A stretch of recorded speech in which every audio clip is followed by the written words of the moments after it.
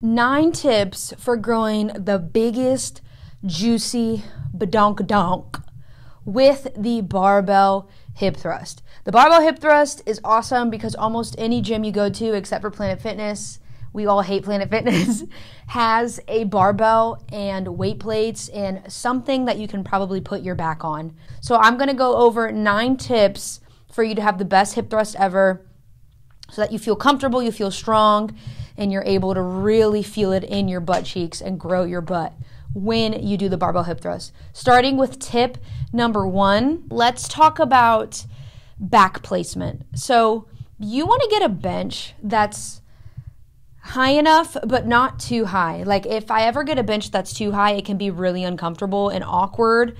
And like my butt is off of the floor. It's like harder to set up. So I recommend getting a bench that's honestly it probably comes up to like knee height, maybe a little bit lower in your knees. Personally, I like a lower bench so that my butt can be on the floor and so that the bench is kind of like on my mid back, like right where my bra strap is.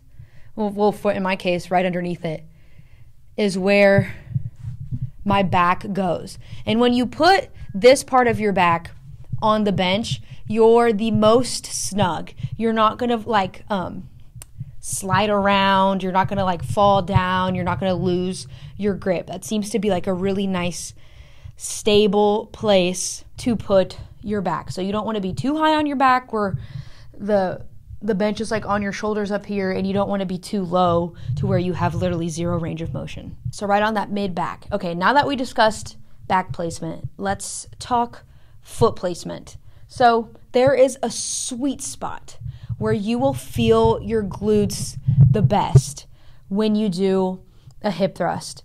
And that's for most people when their knees are at about a 90-degree angle. I notice that when I put my feet too far out, I feel it more in my hamstring than in my butt. And if I place my feet too far in, I feel it too much in my quads and not enough in my butt. So really just play around with your foot stance until you find the foot stance that allows you to feel it the most in your butt. Not only that, but I notice that I like my feet right at hip width, like in the beginning of like the booty baddies era. I feel like everyone was saying, oh, you need to have a really wide hip thrust, but I don't think that's necessarily true. If doing a wide hip thrust, like placing your feet really wide, helps you feel really strong, by all means, do that, but it's definitely not necessary. And then you don't want your feet too close together because I feel like you just don't feel as strong. Basically, just find somewhere in the middle where your feet feel the strongest. Your knees are probably at about a 90-degree angle, and when you're going nice and slow and controlled, you can really feel your glutes. Now, as for what parts of the foot to push out of, some people push out just out of their heels. I've noticed that I feel my strongest. I can push the biggest weight when my full foot is flat on the ground and I'm pushing through my entire foot. I'm pushing through my pinky toe, my big toe, and my heel. But when you do press out of the whole foot, just be mindful and make sure that you have that mind-muscle connection with your glutes. Because sometimes my quads and my hammies can take over. And when you're pushing big fucking weight, you will feel your hammies and your quads. The thing is, we just don't want them to take over the feeling in the glutes. Tip number 3 is barbell placement, because if you don't place the barbell in the right place, you're gonna hurt. It just hurts. It's uncomfortable. Like if you put it up too high and it kind of like sits on your tummy and your uterus, that doesn't feel very good. I like to put my hip thrust either right on my hip crease or just on top of my thigh. So it's off of my bladder, I don't even know where my bladder is, off of my uterus, off of my stomach, off of my vital organs, okay? And it's sitting, chilling on my leg. And if you're using a hip thrust pad, that also really helps with the discomfort of it.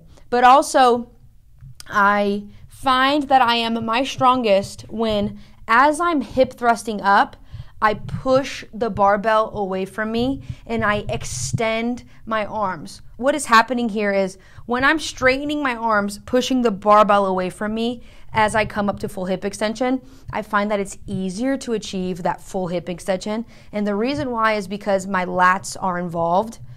By straightening my arm like that, I'm engaging my lats, and the lats are connected with the core and the glute muscles, right? Because our whole posterior chain muscles is connected. So really, I highly recommend, as you hip thrust, pushing the barbell away from you. It's going to help with comfort where the barbell is sitting, but also it just helps me feel a lot stronger and effective in my hip thrust. That kind of tapers into tip number 4, hand placement.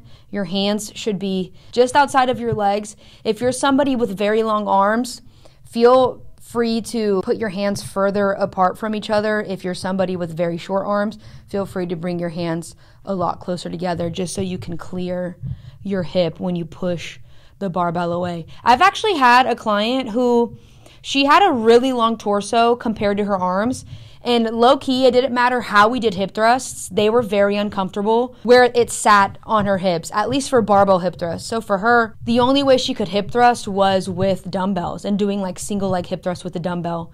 So it wasn't uncomfortable on her hips, you know. She would probably also fare better with like a hip thrust machine.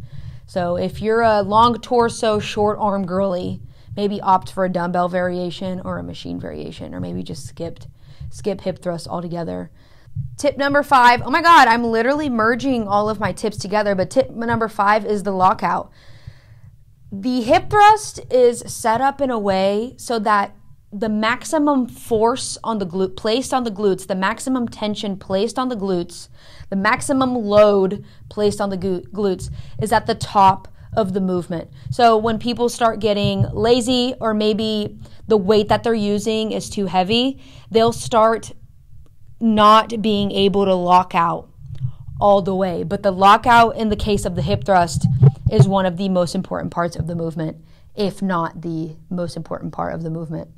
The hip thrust maximally loads the glutes in the shortened position. So if you want to get the most out of that, lock that bitch out, okay? But then tip number 6 kind of contradicts tip number 5. More research is coming out that muscles appear to grow best in the lengthened position.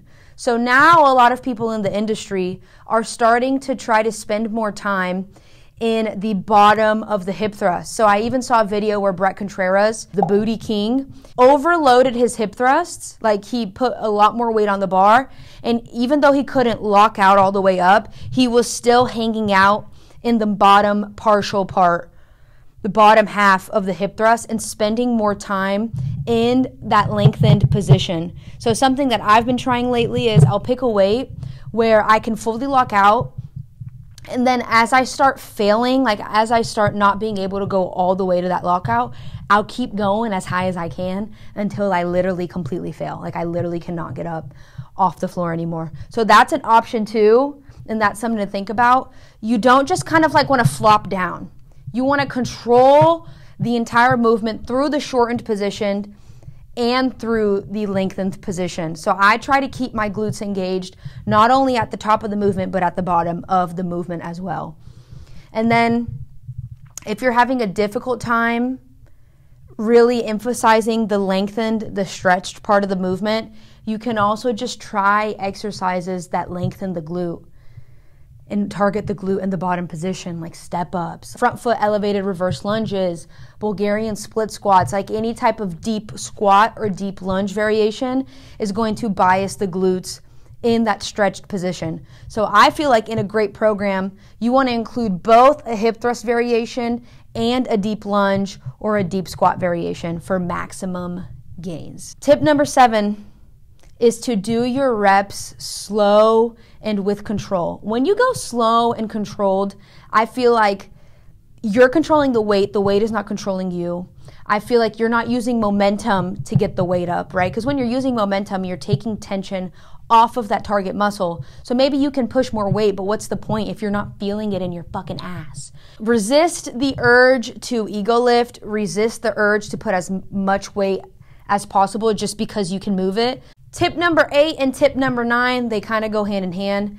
Make sure you're feeling that mind to muscle with the glutes, Because what's the point of doing hip thrusts if you're not feeling it in the glutes, right? Whenever I'm doing an exercise, I ask myself, where should I be feeling this? And then I make sure that I'm feeling it in that muscle, and I keep tweaking the exercise until I feel it in that muscle. Cool? Otherwise, it's just like, what's the purpose of doing this? Make sure that you're training 2 to 3 reps shy from failure. I could give you all the tips in the world, but if you're applying these tips and you look perfect, but you're not actually pushing at an intensity that's going to stimulate muscle growth, you're going to be shooting yourself in the foot. I did this for a long time where I was like, no, my form is going to be perfect, this and that. But I was so obsessed with making my form perfect that I wouldn't actually focus on what truly matters, which is pushing yourself hard. Like your last 2 to 3 reps are slow and painful and grinders, and they feel like they're barely going to get up there. And if you don't know what it's like to train close to failure, sometimes you'll psych yourself out and you'll be like, oh yeah, I was definitely close to failure. Like those last 2 reps were really hard. But you'll be surprised to find that if you just keep telling yourself, just try for one more. Let me just see if I can get one more. You'll notice that you can probably do a lot more than you thought you could. So a tip that I've been hearing going around on the internet is if you're not sure what failure is, if you're not sure what it feels like to train close to failure, then try doing one set all out where you do as many reps as you possibly can until the weight literally does not move anymore. That's how hard you're pushing it. Great, that was 9 tips for the hip thrust. If you found this video helpful, please like it, please comment down below. Hey Marina, I found this video helpful. Or, hey Marina, can you do a form demo tips of this exercise? I would love to oblige. Subscribe if you find any of this information helpful. Send it to someone that you think might also benefit from this excellent science-based fitness information. And don't forget to click that little notification bell so you never miss another form demo tip video ever again. I'm out.